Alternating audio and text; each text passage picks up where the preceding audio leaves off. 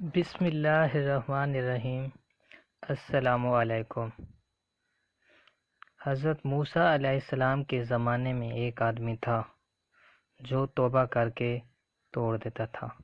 اللہ تعالیٰ نے موسیٰ علیہ السلام کی طرف وحی بھیجی کہ اس شخص سے کہہ دو کہ وہ آئندہ توبہ کر کے نہ توڑے، ورنہ میں اس سے ناراض ہو جاؤں گا اور اسے سخت عذاب دوں گا۔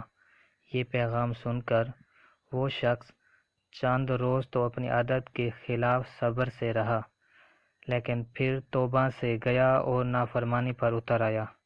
اس پر اللہ عز و جل نے حضرت موسیٰ علیہ السلام کی وسعت سے پھر وحی بھیجی اور اللہ تعالیٰ اس نافرمان بندے پر ناراض ہے۔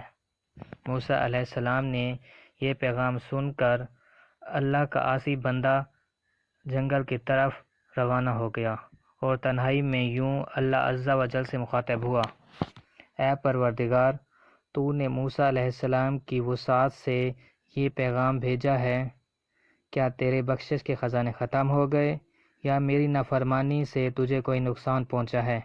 کیا تو اس بندے بخل سے کام لیتا ہے یا کوئی گناہ تیرے عفو و کرم سے بڑا ہے؟ جب عفو و کرم تیری صفت ہے، پھر تو مجھے نہیں بخشے گا؟ اگر تو اپنے بندوں کو نا امید کرے گا تو وہ کس کے دروازے پر جائیں گے؟ تیرے در سے ٹھکرائے ہوئے کس کی پناہ تلاش کریں گے؟ اے اللہ، اگر تیری رحمت ختم ہو چکی ہے اور تیرا عذاب مجھ پر لازم ہو گیا ہے تو اپنے بندوں کو گناہ مجھ پر ڈال دے، ان سب کے لیے میں اپنی جان قربان کرتا ہوں۔